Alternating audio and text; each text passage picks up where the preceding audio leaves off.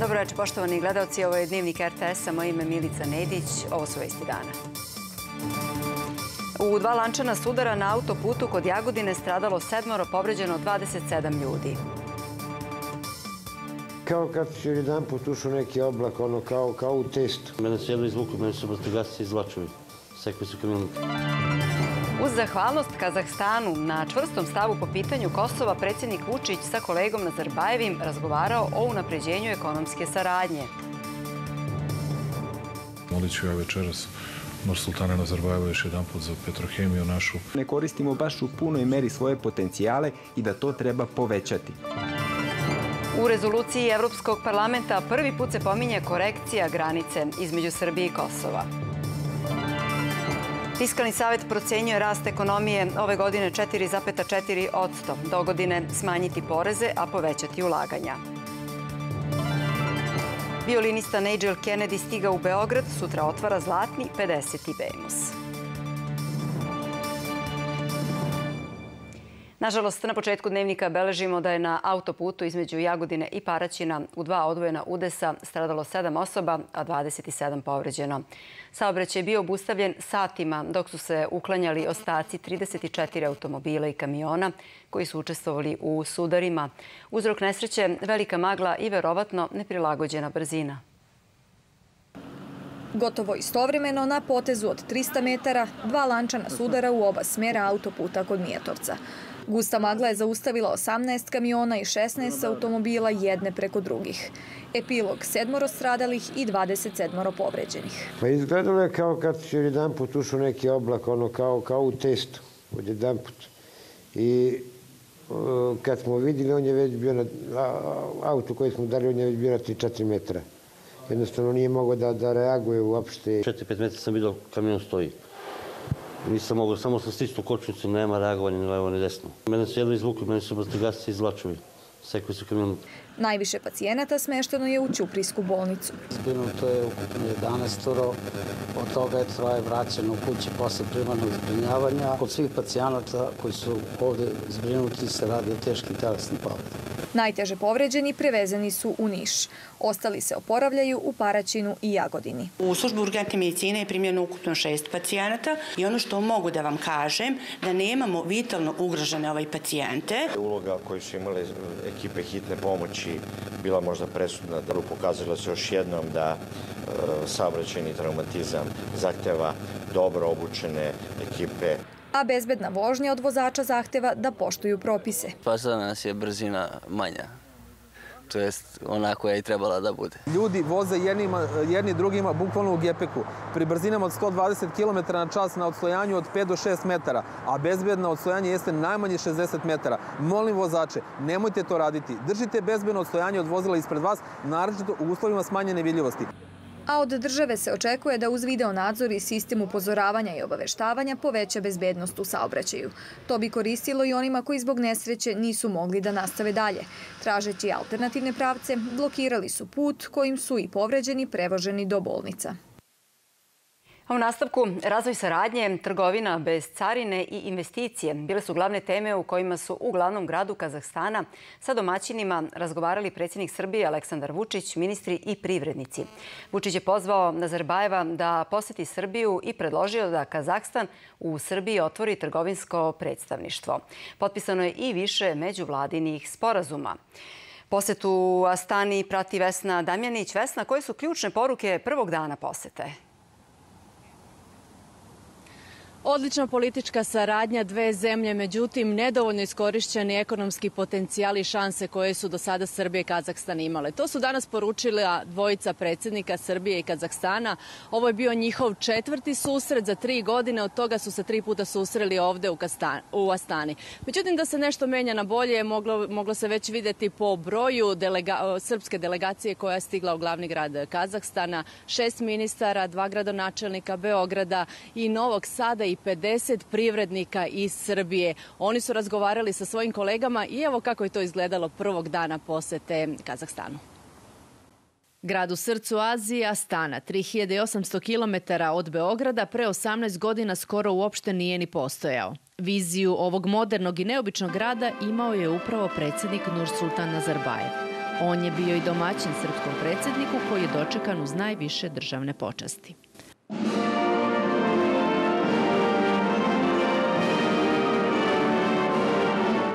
Povezuje ih, kažu predsjednici, velika želja i volja da saradnjom približe dva naroda.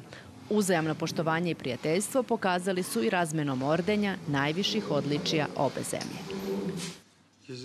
Poseban značaj smo posvetili trgovinsko-ekonomskom partnerstvu. U tom pravcu je istaknuto da ne koristimo baš u punoj meri svoje potencijale i da to treba povećati. Također smo govorili o međunarodnim i regionalnim pitanjima. Srbija uvek podržava sve inicijative Kazahstana na međunarodnom nivou. Mi smo zahvalni za to i smatramo Srbiju veoma bliskom. Naše privrede se dopunjuju, spremni smo da proširimo asortiman proizvoda koji se isporučuju. Drago mi je da se politička saradnja nalazi na visokom nivou. Osim toga, mi sarađujemo i na međunarodnoj sceni. Veoma smo vam zahvalni na čvrstom stavu o vitalno važnim interesima u vezi sa pitanjem Kosova. Nadamo se da ćemo u budućnosti jačati ekonomske odnose i povećati robnu razmenu. Postoji za to dobra osnova i neiskorišćeni potencijal. Bili bismo vam veoma zahvalni kada biste otvorili trgovinsko predstavništvo Kazahstana u Beogradu. To je naša velika molba za vas. Osim rečima, saradnja je konkretizovana i potpisima dve zemlje na sporazume o razmeni iskustava u borbi protiv kriminala, saradnji u vazdušnom saobraćaju, građevinarstvu i mladima. Najkonkretniji bili su ipak privrednici, njih 50 iz Srbije, kojima je premijer Kazahstana na biznis forumu poručio da su više nego dobrodošli. Imamo $2 milijarde za finansiranje malog i srednjeg biznisa, uglavnom iz poljoprivrede. I kompanije iz Srbije su dobrodošle da saradnjom sa našim privrednicima osnuju zajednička preduzeća. U Kazahstanu posluje 20 firmi sa srpskim kapitalom. Razmena dve zemlje $200 miliona, od kojih je srpski izvoz 80 miliona. Najduže su prisutne građevinske firme. Posljednjih godina probija se naša namenska industrija, a novu šansu očigledno ima poljoprivreda. Najveću poslovnu šansu ovdje u Kazahstanu vidimo faktički u inženjeringu, u prehrambenoj industriji, u semenskoj proizvodnji, u edukaciji kadrova, u razvoju zajedničkih preduzeća sa kazanskim partnerima.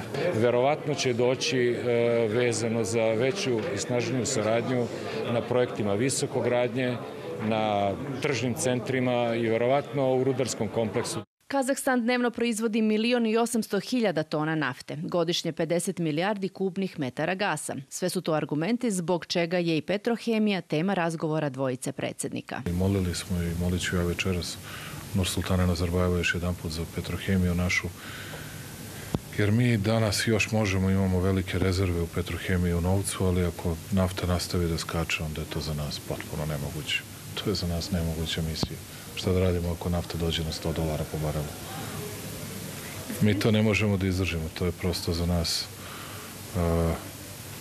onako prilično teško. U svakom slučaju gledat ćemo da to uradimo, da pronađemo partnere, da sačuvamo i da napravimo velike korake u daljoj saradnji sa Kazahstanom i očekujem posetu predsjednika Nazarbajeva sljedeće godine.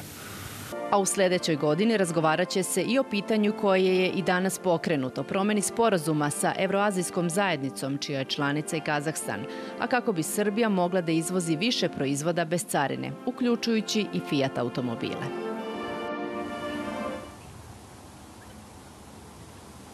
A ima li pomaka kada je reč o dogovoru u vezi sa Petrohemijom, mogli bi da saznamo već sutra s obzirom na to da su i predsjednik Srbije i predsjednik Kazahstana učesnici globalnog plenuma koji se bavi globalnim problemom, a to je terorizam. Predsjednik Srbije već je danas govorio o problemima sa kojima se svet susreće, i o terorizmu i o miru, ali i o stabilnosti u regionu. On se obratio studentima Evroazijskog univerziteta ovdje u Astani Gumiljov i ujedno je danas postao i počasni profesor tog univerziteta. Naravno, ekipa RTS-a pratit će i sutrašnji, drugi i posljednji dan posete srpske delegacije Astani. Hvala. Vesna Damjanić javila se iz Astane. Ministar spoljnih poslova Ivica Dačić izjavio je u Temišvaru na skupu Bezbednosni izazovi na Balkanu da je Evropska unija strateški cilj Srbije, ali i Unija i Zapad često imaju nepošten odnos prema Srbiji. Poručuje da Srbija želi mirno rešenje, ali ne i poniženje, i da cinično deluje da zemlje koje su priznale Kosovo govore da nema promene granica. I šta sad to znači okrenite se budućnosti? Uvek koriste doktori, politički doktori kad nam kažu okrenite se budućnosti, priznajte Kosovo. Pa recite i ovima u Prištini, okrenite se budućnosti, budite autonomija u Srbiji. Znate, vi prebijete nekog pa mu kažete posle okrenite se budućnosti. Nije to tako jednostavno. To što ste sada rekli, to su parole, to nije život. Spoljnopolitički odbor Evropskog parlamenta usvojio nacrt izveštaja o napretku Srbije u evropskim integracijama. Među usvojenim amandmanima i onaj o mogućoj korekciji granica između Srbije i Kosova. Izveštaj koji govori o učinku Srbije u posljednjih 12 meseci usvojen je ovde na nivou spoljnopolitičkog odbora Evropskog parlamenta sa 49 glasova za i 3 protiv. Izvestilac za Srbiju David McAllister kaže da izveštaj daje uravnoteženu sliku napretka koje je Srbija ostvarila, kao i oblasti u kojima treba učiniti više. Konstatuje se napredak u ekonomiji, u podsticanju ekonomskog rasta, kao i očekivanja za dodatnim naporima, dodatnom učinku u oblasti vladavine prava. Pominje se potreba za efikasnim nadzorom parlamenta nad izvršnom vlašću i boljim učinkom u oblasti slobode medija i stanja medija. 239 amandmana koji su podneti na inicijalni tekst Davida McAllistera svedeno je na 27 kompromisnih amandmana koji su danas izglasani, među njima i onaj koji se odnosi na dijalog i mogućnost da se korekcija granica nađe kao deo rešenja za odnose Beograda i Prištine. Vlada Srbije je svesna da je pristupanje Evropskoj uniji težak posao, a tokom posete Beogradu uverio sam se u spremnost da se taj posao nastavi. Vrlo intenzivni razgovori su u toku i nema jedinstva oko toga kakav dogovor bi bio prihvatljiv. Imajući u vidu osetljivost i važnost ovog pitanja, treba imati oprezan pristup. Konačni tekst izveštaja o Srbiji naći će se ponovo ovde pred evropskim poslanicima krajem novembra, kada bi plenarna sednica Evropskog parlamenta trebalo da usvoji konačnu rezoluciju o evropskim integracijama Srbije. Nastavljamo sa ostalim vestima. Železnička stanica u Zemunu trebalo bi da bude završena do 2022. godine, da se rekonstruiše postojeći prostor, izgrade novi objekti i kolosek. Tada će biti moguće izmeštanje šina i koloseka iz Savskog amfiteatra, kaže ministar finansija, a železnički saobraćaj bolje funkcionisati. 22 miliona evra za te radove obezbeđeno je iz 2 zajma Evropske banke za obnovu i razvoj. Mi ćemo s ovim novcem da izgradimo 14.000 novih kvadrata, 19.000 kvadrata postojećeg prostora ćemo potpuno da rekonstruišemo i 17,4 kilometra novih koloseka ćemo da napravimo. Novi objekat stanice Zemun imaće moderna tehnološka rješenja koje obezbeđuju uštedu energije, manje troškove putovanja i tako će privući veći broj putnika. Posle novih popravljenih prognoza MMF-a i drugih finansijskih organizacija i Fiskalni savet iznosi novu, još optimističniju procenu. Kažu, ekonomski rast biće 4,4%, što je dobro, ali mora biti i veći da bismo sustigli zemlje jugoistočne Evrope. Da li je Fiskalni savet noćna mora, kako reče ovih dana ministar finansija, ili konstruktivan partner vladi? S obzirom na najnovije procene, sada je više saradnik. Kažu, javni dug ide u bezbednu zonu ispod 50% i to zbog manjih garancija za kredite, bolje naplate poreza i rasta ekonomije. Za sledeću godinu mi mislimo da bi bio budžetski plan, da bi bio deficit, mali deficit, od 0,5% BDP-a. Kada bi išli u suficit, to bi već značilo kočenje na neki način privredne aktivnosti, to bi bilo restriktivno, ali s druge strane opet je dovoljno nizak, praktično blizak nuli, da značajno obara javni dug. Za izmene obračuna penzije od 2019. godini kažu da ih nisu konsultovali, iako je bilo prostora za linearno povećanje penzija. Doneta je očigledno politička odluka da umesto da se u 2019. godini svima penzije usklade redovno prema formuli za 2,5%, da se umesto toga ovim penzionerima ispod 30 ili 32 hiljade povećaju penzije 5% i da se to nazove novčano uvećanje uz penziju, a da se ovim penzionerima preko tog iznosa od 32-3 hiljade penzije ne povećaju uopšte. I to je razlog zašto u budžetu, dakle, nema više sredstava za dodatno povećanje. Da li će državna kasa i dalje biti u plusu, zavisi i od uvođenja platnih razreda. Fiskalni savet je za to da se osnovica za koeficijent podigne sa 14 na 18.000 dinara, ali naglašavaju da uspostavljanje pravila ometa pritisak određenih struka. Čini se po ovome da se prosveta izborila za prilično visok položaj u hijerarhiji poslova u budžetskom sektoru, što treba imati u vidu i za ubuduće, jer su izvan sistema u onih preostalih 15% neki takođe veliki važni sektori, poput sektora bezbednosti, gde su policija i vojska. Vreme je, kažu, i za preispitivanje zabrane zapošljavanja, jer je u sličnim zemljama 8 činovnika zaposleno na 100 stanovnika, dok je kod nas 7. Srbija je jedna od 40 država koja se na sastanku predsjednika parlamenta zemalja Evroazijskog regiona obavezala da pojača zakonodavnu podršku saradnji u regionu. Od Kine i Irana do Slovačke i Litvanije predsjednici parlamenta 40 zemalja Evroazije usvojili su deklaraciju da će sarađivati na očuvanju mira, otvorenog tržišta i životne sredine. Na nama je da sprečimo pokolj u Siriji i da se udružimo protiv terorista koji su u Turskoj pokušali državni udar. Želimo pomirenje na Korejskom poluostrvu. Treba ekonomski da se povežemo jer će 4. industrijska revolucija doneti rast, ali nejednako zbog nezaposlenosti. Amerika sprovodi politiku trgovinskih barijera. Treba da zaštitimo slobodan protok robe.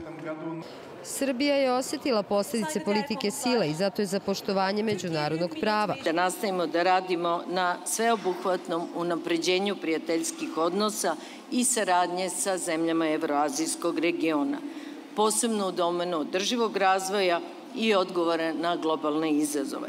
Na marginama skupa o bilateralnoj saradnji Gojković je razgovarala sa predsjednicima parlamenta Irana i Kazahstana. Uprkos različitostima, zainteresovanost za saradnju je sve veća. Srbija je među 15 zemalja koje su ove godine prvi put na sastanku evroazijskih predsjednika parlamenta. Iz Antalije za RTS, Danica Kostić. Rumunski državljanin koji je zadržan u pritvoru u okviru istrage o ubistvu bugarske novinarke Viktorije Marinove biće pušten na slobodu i protiv njega neće biti podignuta optužnica, izjavio je šef regionalne policije. Podsjetimo, Marinova je pre 4 dana brutalno pretučena i silovana i zadavljena u gradu Ruse. Dok širom Bugarske ljudi odaju počast 30-godišnjoj novinarki, policija ispituje Ukrajinca s rumunskim pasošem, koji, kako navode bugarski mediji, živi kao skitnica. Razmatramo scenario prema kojem je slučaj Marinove nasumičeni čin nasilja nekog pojedinca, seksualnog predatora sa mentalnim poremećajem. Ipak ne isključujemo mogućnost da je reč o planiranom zločinu i ličnom motivu za ubistvo. Evropska unija i Amerika traže od bugarskih vlasti da hitno sprovedu sveobuhvatnu istragu ubistva novinarke koja je istraživala korupciju povezanu s fondovima Evropske unije. Nadam se da će se istina brzo razotkriti i da će počinioci biti uhapšeni i pravedno kažnjeni. Ona je bila divna novinarka i majka. Ljudi su je zaista voleli. Još je neizvesna i sudbina saudijskog novinara Džamala Kašogija. Turske vlasti dobile su dozvolu Rijada da pretraže konzulat Saudijske Arabije u Istanbulu, gde je Kašogi poslednji put viđen pre nedelju dana kako ulazi. Saudijski zvaničnici tvrde da je brzo napustio zgradu, ali turska policija tvrdi da nije i sumnja da je verovatno ubijen, iako nije dala dokaze za te tvrdnje. I sveta i vest da je američka ambasadorka u Ujedinjenim nacijama Nikki Haley podnela ostavku na tu funkciju. Ostavka bivše guvernerke Južne Karoline iznenadila je i zvaničnike Trumpove administracije. Ona poručuje da se neće kandidovati na predsjedničkim izborima 2020. već će učestvovati u Trumpovoj kampanji za reizbor. A kod nas Srbija bi uskoro trebalo da dobije centralni registar stanovništva u kojem bi bili objedinjeni svi podaci.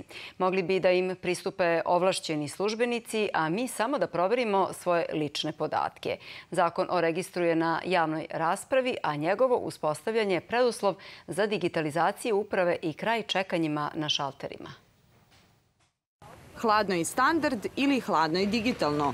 Dokle je stigla digitalizacija na severu Evrope, na ličnom primjeru objašnjava švedski ambasador. Nema pošte danas u Švedskoj, to sam htjela kažem. Nema ni banaka što se tiče, ako mislite na šaltere, ja sam uzeo jedan bankarski kredit, skoro previše brzo to ide, to je trajalo 15 minuta. Ja sam to pre mjesec dana radio ovdje iz Beograda. Nisu samo pošte i banke online. Ni za konsultacije sa lekarom ne čeka se u ordinaciji, već porazgovara preko, na primjer, tableta. Digitalizacija je kod njih uhvatila zamajac pre više od 2 decenije. Po najnovim statistikama Evropske unije, sve nordijske zemlje su lideri u Evropi i svetu u digitalizaciji. Dobar primjer su naše administracije koje su kompletno digitalizovane. Imaju i savjet kako da Beograd uhvati korak. Stručnjaci ističu na prvom mestu je bezbednost podataka. Treba da se fokusirate na izgradnju dobre baze podataka, servise koji mogu da služe građanima i koje oni žele da koriste. To je početak puta digitalizacije. U Srbiji šalteri neće skoro u istoriju. Resorni ministar podsjeća da su neke procedure ipak skraćene. Najavljuje i nove. Da će biti raspisan konkurs, odnosno konkurs za pilot projekat One Stop shopova u opštinama gde ćemo naravno kroz taj pilot projekat pokušati da što više upravnih poslova, što više usluga praktično skoncentrišemo na jedno mesto. Srpska administracija završila je digitalizaciju matičnih knjiga rođenih i više niko na šalteru ne treba da vam traži izvode. Ali kod nas propis je jedno, a primjena drugo. Nemački Lidl preksutra otvara 16 prodavnica u Srbiji. Po prometu prvi je u Evropi, a među 5 vodećih u svetu. Očekuje se da njegov dolazak donese velike promene na domaćem tržištu, od borbe za potrošače do sniženja cena. Lidl u Srbiju donosi novi koncept prodaje. U ponudi ima svega 1500 proizvoda, od toga 350 domaćih. Pored hrane i pića i tekstil, igračke, alate, kućni dekor. Najveći deo su privatne robne marke. Roba se izlaže i u kutijama, a u toj kompaniji obećavaju najbolji odnos cene i kvaliteta. U ovom trenutku imamo saradnju sa više od 50 domaćih dobavljača, svežeg mesa, svežeg mleka, a također smo ponosni što smo uspostavili saradnju i sa 25 domaćih dobavljača voća i povrća. 10 velikih trgovinskih lanaca pokriva više od 55% našeg tržišta. Svi ostali imaju udeo manji od 1%. Mislim da će za punu snagu Lidla trebati barem 5 godina da bi se vidjeli pravi efekti, tako da u prvom koraku je teško očekivati bilo kako značajno sniženje cene i značajan uticaj na srpsko tržište. U svetu je sad trend lokalizacije proizvoda gde se hrana pre svega preferira se lokalna hrana i preferira se ta usluga. Neki bi ipak mogli da ostanu bez kupaca, a koliko će cene pasti, niko ne bi da prognozira. Spekulacije, da li je to 20% ili 10%, ali će se sigurno desiti dramatičan pomak koji ćemo vidjeti. Za potrošače bi dolazak jedne takve velike kompanije trebao da znači veću mogućnost izbora i širinu same ponude. Očekujemo u nekoj skorijoj budućnosti da se to odrazi efektima sniženjem cena. Lidl posluje na 30 tržišta, ima više od 10.000 prodavnica i oko 260.000 zaposlenih. Jedna od vesti dana je da je novosadska policija uhapsila 4 osumnjičenih za napad na mladiće albanske nacionalnosti u Futoškoj ulici. Iako iz razgovora sa osumnjičenima, ali jednim od oštećenih dosadašnjih istraga ukazuje da ovaj incident nije podstrgnut na nacionalnoj osnovi, policija će ispitati sve navode veoma detaljno i doći do potpune istine.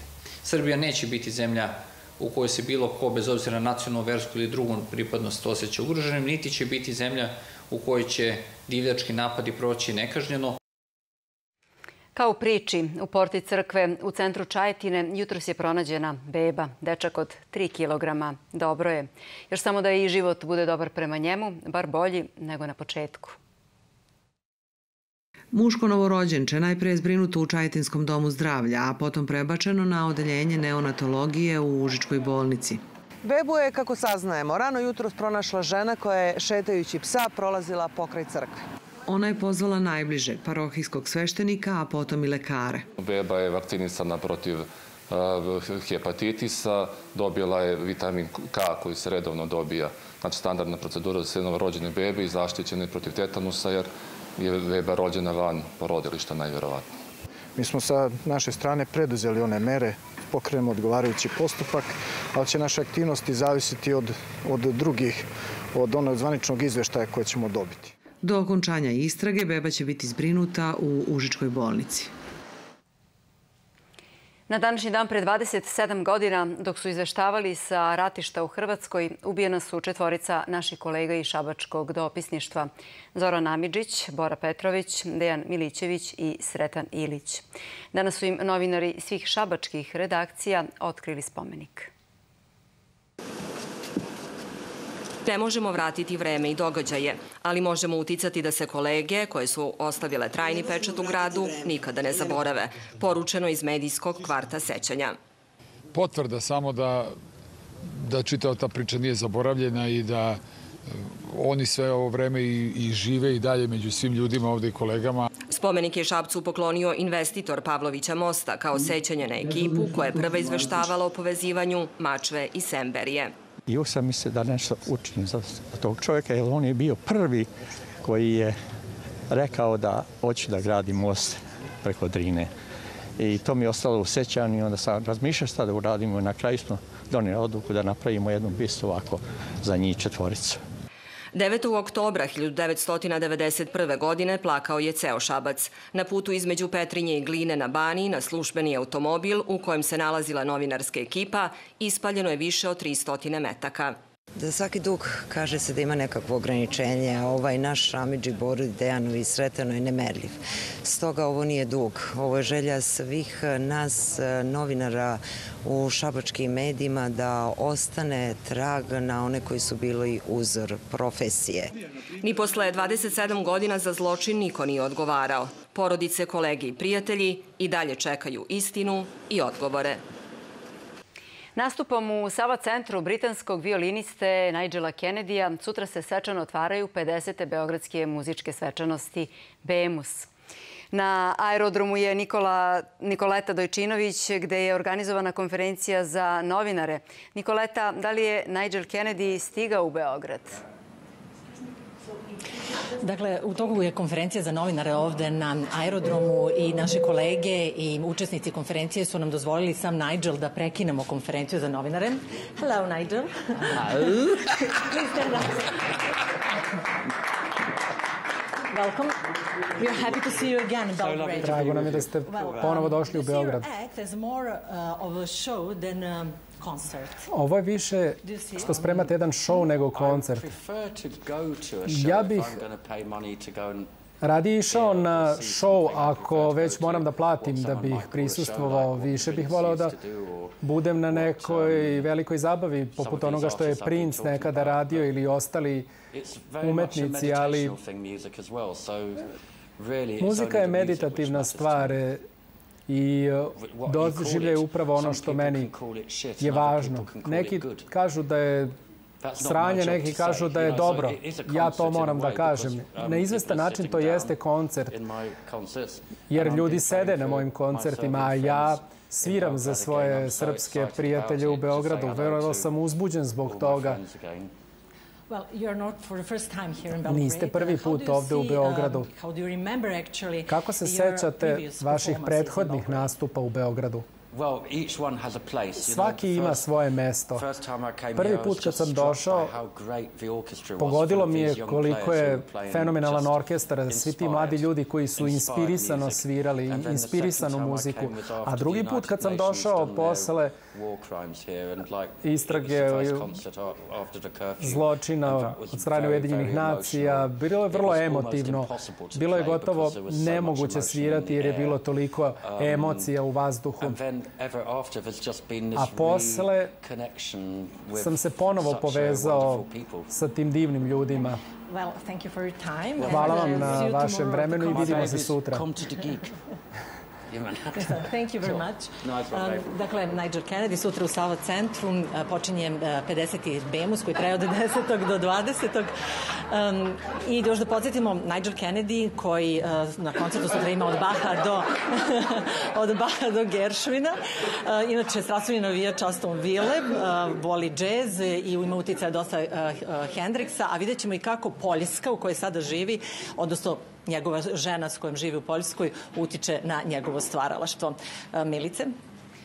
Hvala. Nikoleta Dojčinović javila se sa Beogradskog aerodroma gde je sleteo i upravo održao i drži i dalje konferenciju za novinare čuveni violinista koji sutra i otvara jubilarni BEMUS.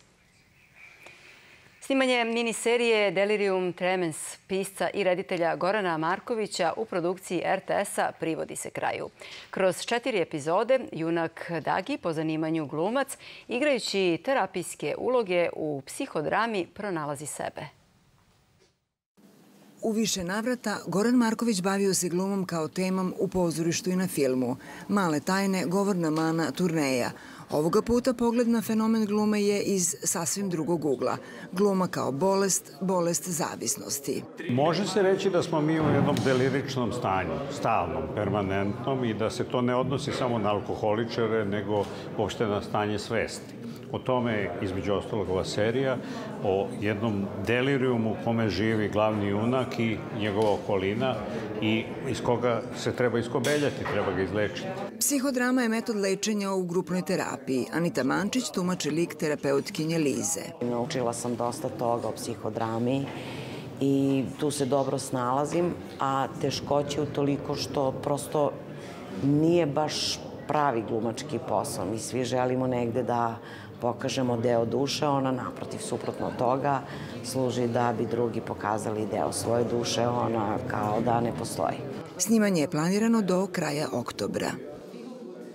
Naš upitnik obeležava 15. sezonu. Po temama kojima se bavila emisija je, kaže urednica, slikala Srbiju i vreme u kojem živimo. Nova sezona počinje večeras u 21 sat retrospektivom najzanimljivijih rasprava u prethodnim godinama.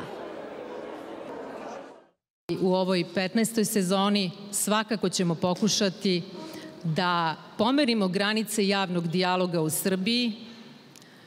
Pokušat ćemo da se čujemo bolje, da se bolje razumemo i koliko je moguće doprinesemo da Srbija živi bolje. Retke su emisije koje su opstajale toliko dugo, učestvovao sam u raznim emisijama i naravno da je Upitnik je jedna specifična emisija i ja moram kažem da ja volim Upitnik zato što volim polemike.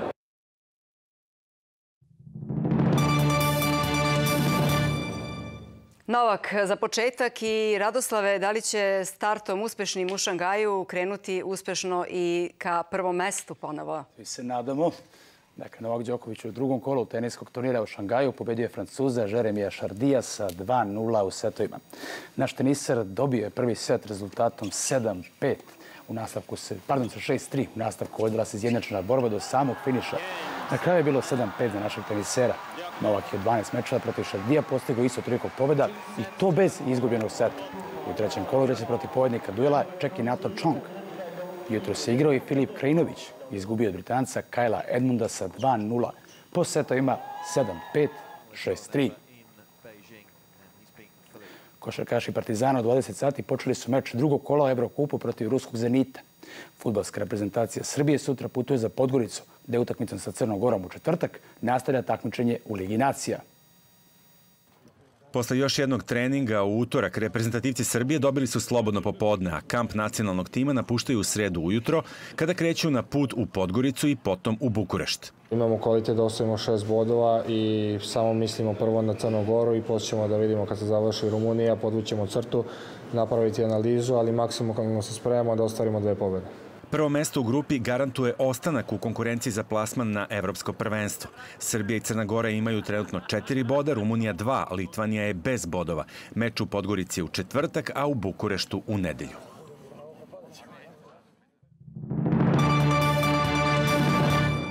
I narednih 7 dana u Srbiji jutra maglovita, dani sunčani i topli sa temperaturom do 26 stepeni. Duvaće i košava.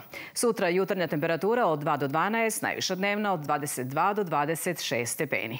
Na kalendaru oktobar, a na nebu maj. I u Beogradu sunce, najviša dnevna temperatura 24 stepena. A vi ste gledali dnevnik za ovaj 9. oktobar. U 21 sat je upitnik, a na drugom programu prenosimo prvi u nizu koncerata kojima Big Band obeležava 70 godina rada. Ostanite uz RTS, prijetno vam veče i hvala na poverenju.